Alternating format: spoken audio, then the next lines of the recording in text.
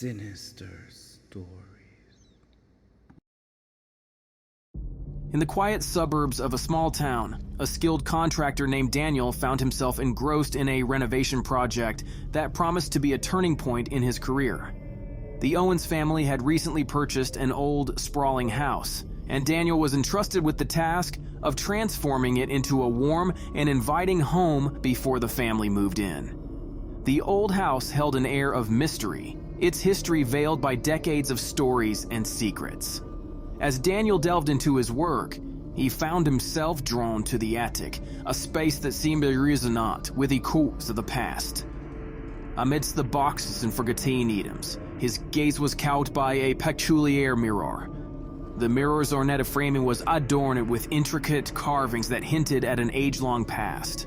Intrigued, Daniel took a closer look, and as his reflection stared back at him, he saw glimpses of the future, fragments of events yet to come. These visions were as puzzling as they were captivating, presenting a mixture of mundane occurrences and extraordinary possibilities.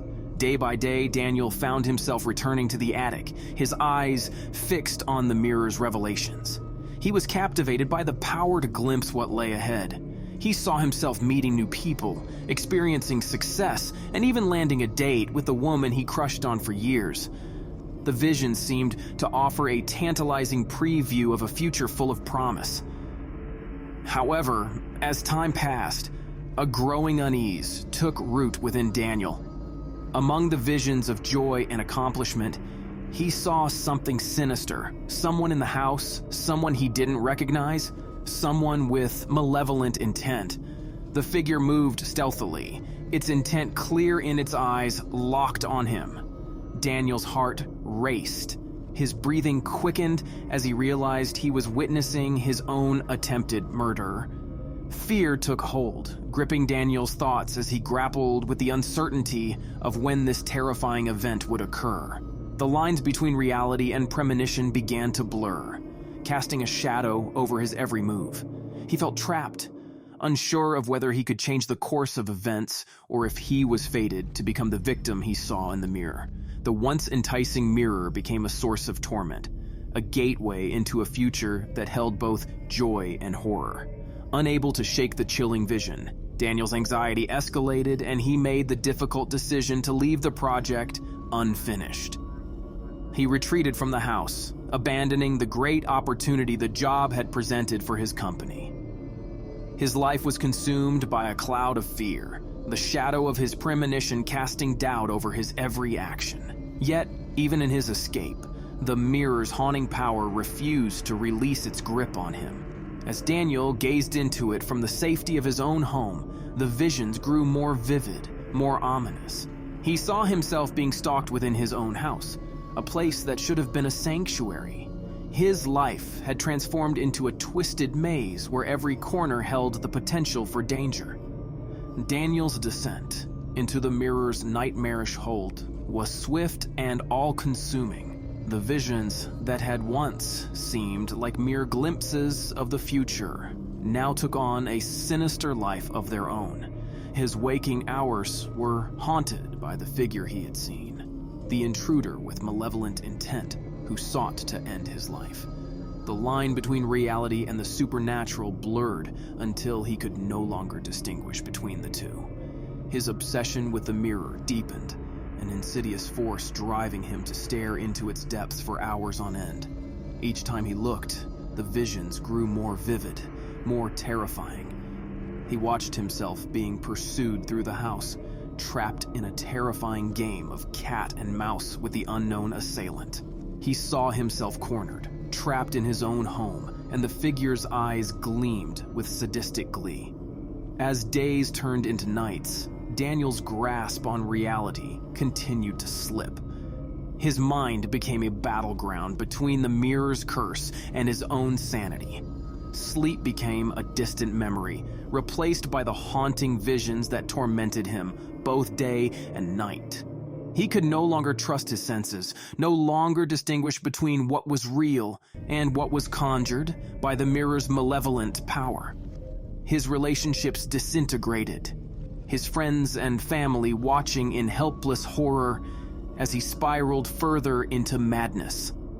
They begged him to seek help, to break free from the mirror's hold, but his desperation had become all-consuming.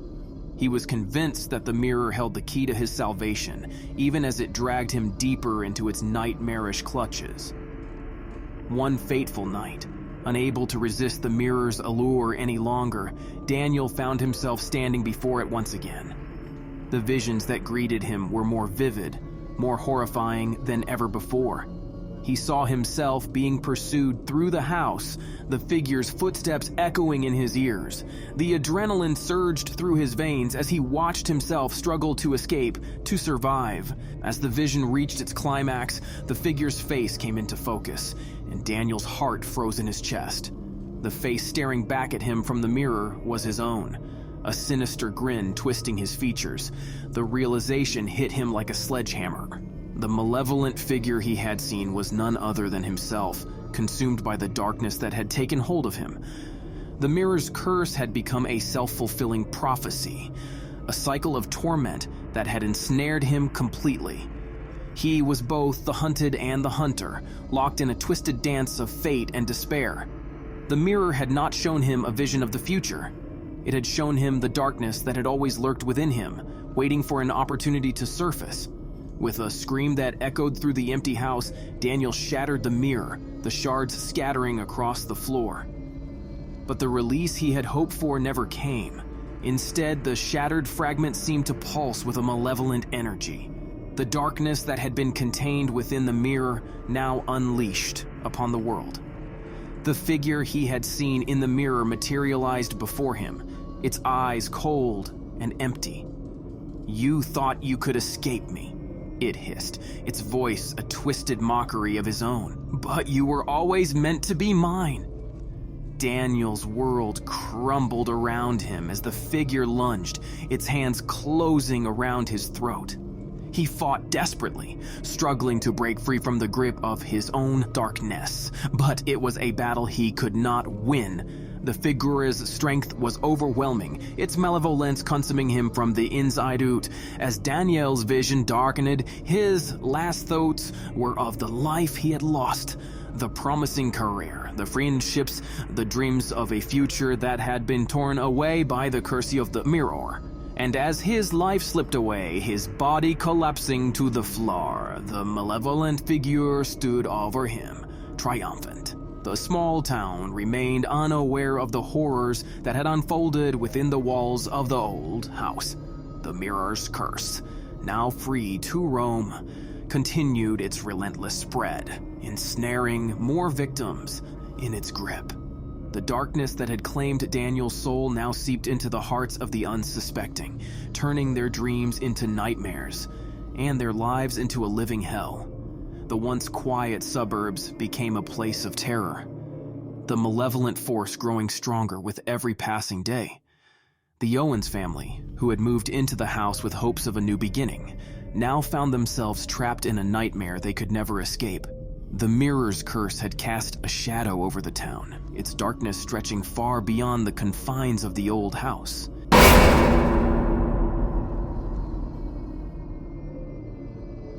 The sun hung low in the evening sky as Henry, a seasoned contractor, labored diligently on the renovation of an old house that stood at the edge of town. The building had long been abandoned, its history steeped in whispers and faded memories. The townsfolk told tales of how it was once inhabited by a prominent family, the Sturgis, who had mysteriously vanished, leaving their grand mansion to crumble into disrepair. Henry was hired by the current owner, a distant relative of the Sturgis, to restore the mansion to its former glory. As he worked, sweat rolling down his forehead, he couldn't shake the feeling that there was more to this place than met the eye.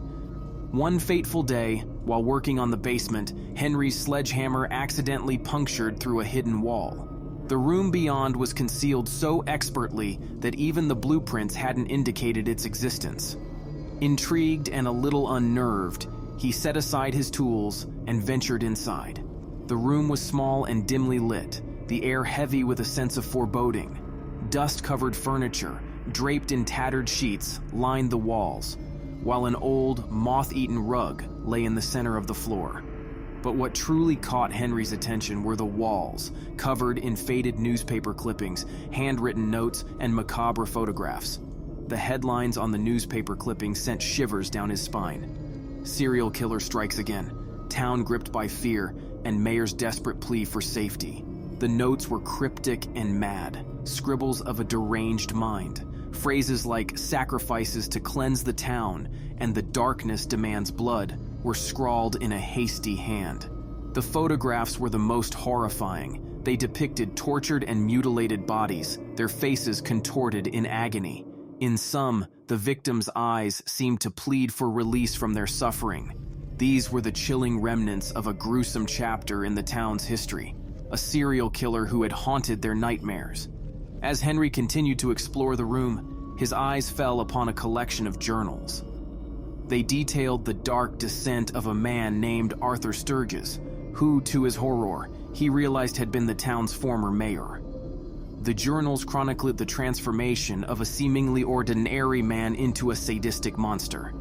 In disturbing detail, Arthur Sturgis wrote about his compulsion to kill, his obsession with the suffering of others, and his belief that these acts were somehow purifying the town. He had meticulously recorded the dates, locations, and methods of his heinous crimes.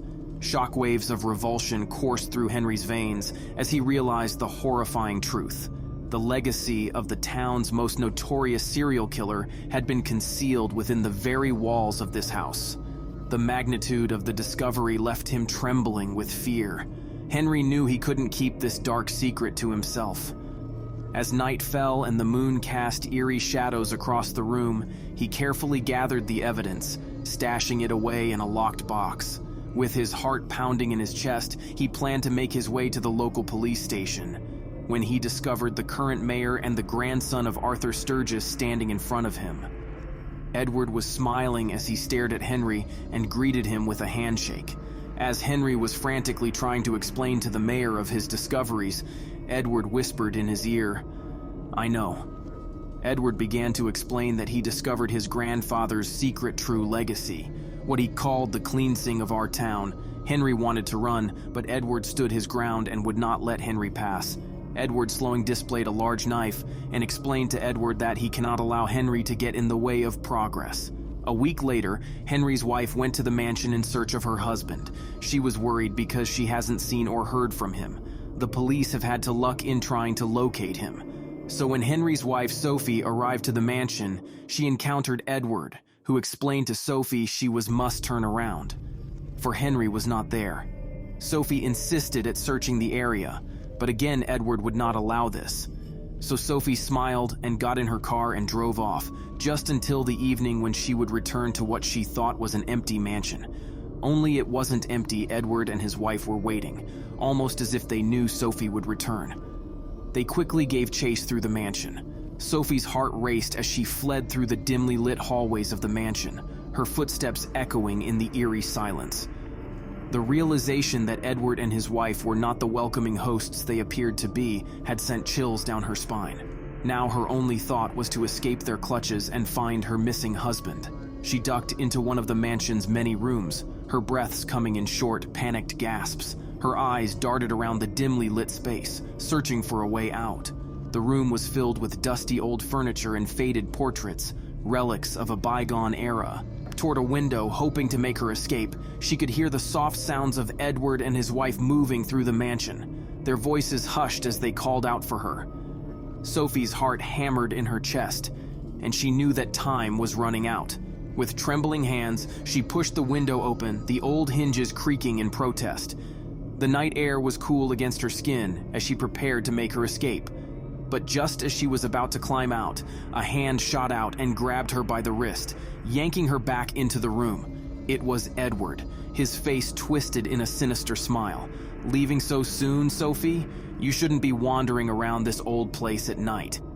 Sofie's voice quivered with fear as she stammered, "Where's Henry? What have you done with him?" Edward's smile widened, revealing a darkness that sent shivers down her spine. "Your husband? He's indisposed at the moment. Don't worry, you'll be joining him soon enough." With a strength fueled by terror, Sofie wrenched herself free from Edward's grip and made a desperate run for the door.